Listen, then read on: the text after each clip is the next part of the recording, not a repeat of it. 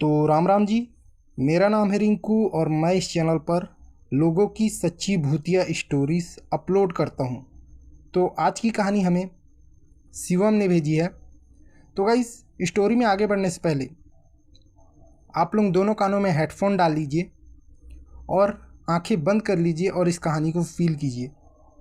और गाइस हाँ, अगर आप लोग चैनल पे नए हो तो गाइस प्लीज़ आप लोग इस चैनल को ज़रूर से सब्सक्राइब कर लेना और बेल आइकन को ऑल वाले नोटिफिकेशन पे ज़रूर से प्रेस कर लेना, जिससे होगा ये कि हम जो भी नई वीडियो अपलोड करेंगे उसकी नोटिफिकेशन आप लोगों को सबसे पहले मिलेगी। और वीडियो पे नया हो तो गाइस एक लाइक ज़रूर से कर देना, जिससे हमें गाइस बहुत मोटिवेशन मिलती है। तो चलिए बिना टाइम वेस्ट करते हुए स्टोरी शुरू करते हैं। रात का सन्नाटा हमेशा ही डरावना होता है, लेकिन सुनसान सड़क पर चलती हुई बस का जो सफ़र है वो और भी भयानक और डरावना हो सकता है। तो साल 2012 की गर्मियों की रात थी। राजस्थान का एक छोटा सा कस्बा झुंझुनू, यहाँ से आधी रात को जयपुर के लिए एक सरकारी बस निकला करती थी, जो कि हमेशा रात को ही निकला करती थी। मानो यह बस बल्कि उनके लिए बनाई गई हो जिन यात्रियों को कहीं जल्दी पहुंचना हो। लोग इसे आधी रात वाली बस भी कहते थे। उस रात शिवम नाम का लड़का, जो कि 23 साल का था, वह भी उस बस पर चढ़ा। वो जयपुर इंटरव्यू देने जा रहा था। लंबा चौड़ा साधारण सा नौजवान, उसके हाथ में एक बैग था और आंखों में सपने। बस स्टैंड लगभग सुनसान ही था। पीली रोशनी के नीचे कुछ आवारा कुत्ते सोए पड़े थे। इक्का दुक्का लोग इधर उधर बैठे हुए थे। जब बस ने हॉर्न दिया तो नींद में डूबा माहौल सबका हिल उठा। शिवम ने टिकट लिया और बस में चढ़ गया। अंदर देखते ही उसे थोड़ा अजीब सा महसूस हुआ। बस में सिर्फ 8 या 10 यात्री ही बैठे थे। किसी के चेहरे पर थकान थी, कोई खिड़की के बाहर ताक रहा था और बस में सन्नाटा था, मानो सबको नींद आने लगी हो। ड्राइवर और कंडक्टर अपनी जगह पर बैठे हुए थे, वो भी दोनों चुपचाप बैठे थे। बस 12:05 पर धीरे धीरे चल पड़ी। बाहर घना अंधेरा छाया हुआ था। सड़क के दोनों तरफ रेगिस्तानी इलाका और कहीं कहीं सूखे पेड़ थे। शुरुआती आधे घंटे पर सब सामान्य था। यात्री बातें कर रहे थे, फिर मानो सब अचानक नींद में झुकने लगे। बस की खिड़कियां से आती हवा अजीब सी ठंडी थी। शिवम ने सोचा, अरे मई की रात में इतनी ठंडी हवा, अजीब है। करीब 1 बजे बस एक सुनसान मोड़ पर रुकी। शिवम ने खिड़की के बाहर झांका। चारों ओर घना अंधेरा था। ना गांव, ना घर, ना कोई दुकान, बस एक उबड़ खाबड़ सड़क और पेड़ों की परछाइयाँ। कंडक्टर ने दरवाज़ा खोला और तभी एक औरत अंदर चढ़ी। उसने सफ़ेद साड़ी पहन रखी थी, चेहरे पर लंबा सा घूंघट। बिना कुछ कहे वो धीरे धीरे चलते हुए बस के आखिरी सीट पर जाकर बैठ गई। शिवम की नज़र उस पर बार बार पड़ रही थी। बाकी यात्री मानो कुछ देख ही नहीं पाए। ड्राइवर ने एक लंबी सांस ली और बस को फिर से स्टार्ट कर दिया। कुछ देर बाद शिवम ने खिड़की के बाहर झांका। परछाइयां में उसे लगा कि कोई बस के साथ साथ भाग रहा है। वो झट से पीछे मुड़ा। पीछे वही औरत बैठी थी, बिल्कुल चुप। उसका चेहरा अब भी घूंघट से ढका हुआ था। शिवम की धड़कन तेज हो गई। बस धीरे धीरे काली सड़क पर आगे बढ़ रही थी। चारों तरफ घना अंधेरा था और बीच बीच में झाड़ियां की सरसराहट। खिड़कियों से आती ठंडी हवा अब और भी अजीब लगने लगी थी। शिवम बार बार पीछे झांकता। सफ़ेद साड़ी वाली औरत बिल्कुल चुप बैठी थी। ना उसने टिकट लिया, ना किसी से बात की। कंडक्टर भी उसे देखकर जैसे अनदेखा कर रहा हो। शिवम को यह बात खटक रही थी। करीब 1:30 बजे बस एक कच्चे रास्ते पर मुड़ी। अचानक लाइट्स झिलमिलाने लगी। पंखे धीमे धीमे रुकने लगे। बस के अंदर माहौल डरावना हो गया था। शिवम ने खिड़की के बाहर झांका। उसे लगा जैसे सड़क के दोनों तरफ दर्जनों लोगों की परछाइयां खड़ी हैं। वो सब बस घूर रहे हो, उसे ऐसा प्रतीत हो रहा था। उसने आंखें मलकर दोबारा देखा तो वहां कुछ भी नहीं था, सिर्फ था तो अंधेरा। बस में एक बुजुर्ग यात्री थे जो खिड़की के पास बैठे हुए थे। अचानक शिवम ने देखा कि वो आदमी अपनी सीट से उठकर पीछे की तरफ चला गया और सीधे उसी औरत के पास जाकर बैठ गया। लेकिन अगले ही पल शिवम की आंखें फटी की फटी रह गई। वो बुजुर्ग यात्री वहां बैठे ही नहीं थे। सीट बिल्कुल खाली थी। ये सब देखकर शिवम का दिल तेजी से धड़कने लगा। उसने बाकी यात्रियों को देखा, लेकिन सब नींद में डूबे हुए थे, जैसे मानो किसी ने उन्हें बेहोश कर दिया हो। अब शिवम की नज़र पीछे पड़ी औरत पर गई। औरत ने धीरे धीरे अपना घूंघट उठाया। शिवम ने डर के मारे हाथों से अपना चेहरा ढक लिया। उसके लंबे काले बाल पूरे चेहरे पर बिखरे हुए थे। आंखें गहरे गड्ढों जैसी और होठों से खून टपक रहा था। वो मुस्कुराई। शिवम का पूरा शरीर कांप उठा। ड्राइवर ने अचानक रियर व्यू मिरर में देखा और उसके हाथ से स्टीयरिंग छूटते छूटते बचा। उसने कंडक्टर की तरफ देखा और दोनों के चेहरे पर गहरी दहशत थी। कंडक्टर ने धीमी आवाज में कहा, फिर वही आ गई। तभी ड्राइवर बोला, मत देख वरना ये सफ़र आखिरी हो जाएगा। शिवम ने यह बात साफ साफ सुन ली थी। बस अब सूनी सड़क पर भाग रही थी। खिड़कियों से बाहर झांको तो बस काले धुएं जैसा अंधेरा और दूर दूर तक इंसान का कोई नामो निशान नहीं। शिवम की नज़र बार बार पीछे वाली सीट पर जा रही थी। वो औरत अब हिल रही थी, जैसे किसी बच्चे को झूला झुला रही हो, लेकिन उसकी गोद में कोई बच्चा नहीं था। बस हवा में उसके हाथ आगे पीछे हो रहे थे। अचानक बस के अंदर से बच्चे की रोने की आवाज़ आई। शिवम का खून जम गया। बाकी यात्री गहरी नींद में थे, लेकिन शिवम साफ सुन सकता था कि वो रोने की आवाज़ पीछे वाली सीट से ही आ रही थी। उसने हिम्मत जुटाकर पीछे देखा। औरत की गोद खाली थी, लेकिन उसकी बाहें किसी अदृश्य बच्चे को थामी हुई थी। उसके होठों से खून बहता जा रहा था और आंखें सीधे शिवम पर टिकी थी। शिवम डर के मारे सीट से उठकर आगे की ओर चला गया।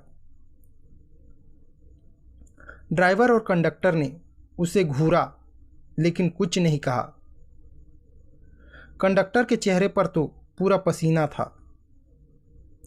उसने धीरे से शिवम के कान में कहा, तू पीछे मत देख वरना तुझे भी वो अपने साथ ले जाएगी।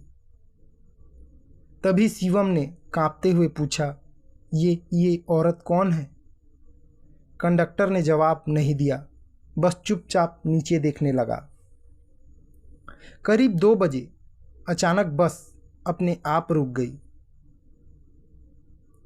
ड्राइवर ने कई बार चाबी घुमाई पर इंजन चालू ही नहीं हुआ। बाहर सड़क के बीचों बीच वही औरत खड़ी थी।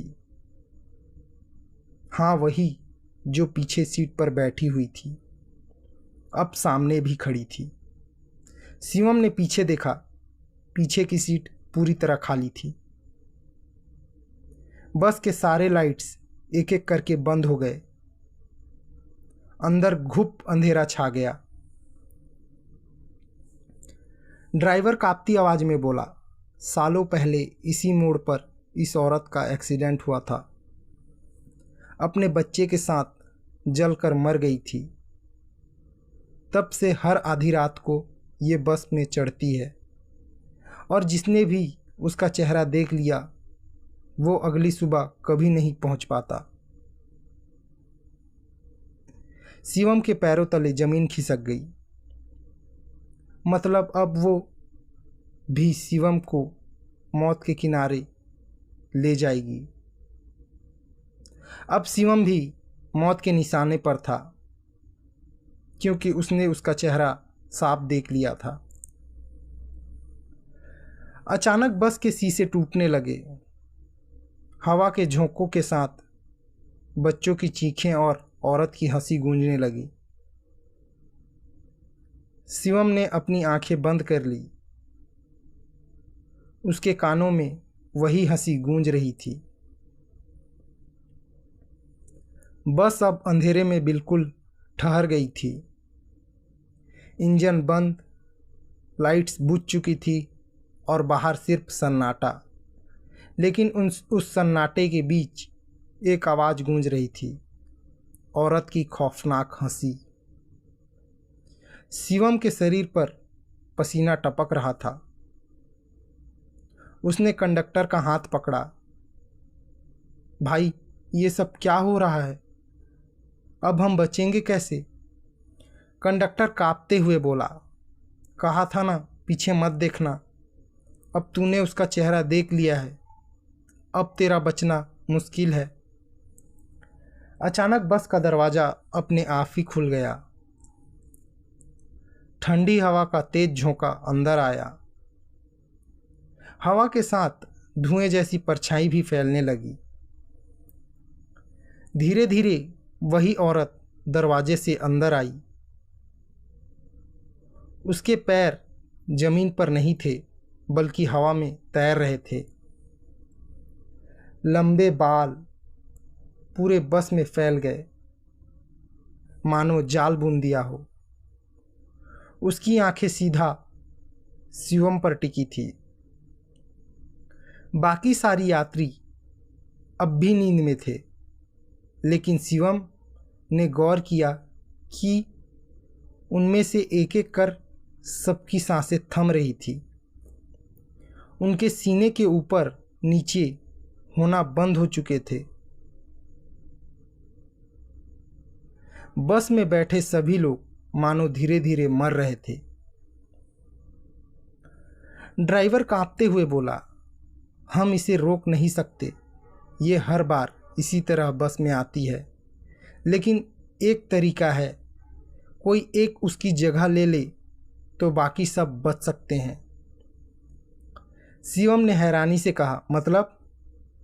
ड्राइवर ने गहरी सांस ली और बोला, जिसने उसका चेहरा देख लिया वही उसकी अगली शिकार बनता है। इस बार वो तू है। शिवम के पैरों तले जमीन खिसक गई। औरत हवा में तैरती हुई सीधे शिवम के पास आ गई। उसकी आंखें अब खून से लथपथ थी। उसने हाथ फैलाए और शिवम की गर्दन पकड़ ली। शिवम की सांसें रुकने लगी। उसे लग रहा था जैसे पूरा शरीर बर्फ बन गया हो। कंडक्टर और ड्राइवर बिल्कुल चुप थे, मानो उन्हें पहले से पता था कि यह अब यही होगा। औरत के हाथ ने जैसे ही शिवम की गर्दन पकड़ी, उसकी सांसें थमने लगी, आंखों के सामने अंधेरा छाने लगा। शिवम ने छटपटाते हुए हाथ पांव मारे, मगर उसकी पकड़ इतनी मजबूत थी कि हड्डियां तक चरमराने लगी। डर और मौत के बीच अचानक शिवम के मन में उसकी मां की आवाज़ गूंजी, बेटा, संकट के समय हिम्मत मत हारना, भगवान का नाम लेना। उसने पूरी ताकत जुटाकर बुदबुदाना शुरू किया, ओम नमः शिवाय, ओम नमः शिवाय, ओम नमः शिवाय। जैसे ही यह मंत्र उसके होठों से निकलना शुरू हुआ, औरत चीख पड़ी, उसकी आंखें जलने लगी और पकड़ थोड़ी ढीली पड़ गई। तभी शिवम ने देखा कि ड्राइवर और कंडक्टर उसे बचाने की बजाय खामोश खड़े थे। उनकी आंखों में डर नहीं था, बल्कि एक अजीब सी संतुष्टि थी। शिवम को शक हुआ और उसने गुस्से में चिल्लाकर पूछा, तुम दोनों चुप क्यों हो? ये सब क्या है? कंडक्टर हंस पड़ा, हर सफ़र में हमें एक बलि चाहिए, वरना ये चुड़ैल सबको मार देगी। आज तू वही बलि है। शिवम दंग रह गया। मतलब ये लोग हर सफ़र में किसी न किसी यात्री को उस औरत के हवाले कर देते थे ताकि बाकी सब बच सकें। अब औरत ने पूरा रूप दिखाया। उसका शरीर काला पड़ने लगा, मुंह बड़ा होकर कान तक फट गया और दांत बाहर निकल आए। उसने चीखते हुए कहा, मेरा बच्चा दो, मेरा बच्चा दो। शिवम को अचानक एहसास हुआ कि औरत अपने बच्चे की तलाश में भटक रही है। उसने कांपती आवाज में कहा, तेरा बच्चा तुझसे छीना गया था। तेरी मौत हादसा नहीं, इन दोनों ड्राइवर और कंडक्टर ने किया था। औरत ने घूरकर उनकी तरफ देखा। दोनों के चेहरे पर हवाइयाँ उड़ गई। अचानक औरत ने शिवम को छोड़ दिया और बिजली की गति से ड्राइवर और कंडक्टर पर टूट पड़ी। दोनों चीखते हुए तड़प तड़प कर वहीं मर गए। बस अपने आप स्टार्ट हो गई और धीरे धीरे चल पड़ी। सुबह जब शिवम की आंखें खुली तो वह बस जयपुर बस स्टैंड पर खड़ी थी।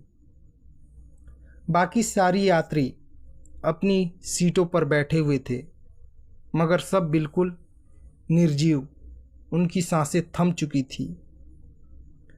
पीछे वाली सीट पर वही औरत बैठी थी, लेकिन इस बार उसकी गोद में धुएं से बना एक बच्चा था। वो शिवम को देखकर मुस्कुराई और धीरे धीरे धुंध में गायब हो गई। शिवम अकेला ही जिंदा बचा था। उसने पुलिस को सब बताया, लेकिन किसी ने उसका यकीन नहीं किया। आज भी लोग कहते हैं, जो भी आधी रात वाली बस में बैठता है कभी जयपुर नहीं पहुंचता, और अगर पहुंच भी जाए तो ज़िंदगी भर उस औरत की मुस्कुराहट उसके पीछे पीछे जाती है। तो गाइस, आज की कहानी बस इतनी ही थी जो कि हमें शिवम जी ने भेजी थी। तो कैसा लगा आप लोगों को स्टोरी, आप लोग ज़रूर से बताइएगा। और गाइस, चैनल पे नया हो तो गाइस प्लीज़ सब्सक्राइब कर लेना और बेल आइकन को ज़रूर से प्रेस कर देना गाइस। और मिलते हैं किसी नए वीडियो में नए टॉपिक के साथ। तब तक के लिए राम राम जी, जय सूर्य नारायण।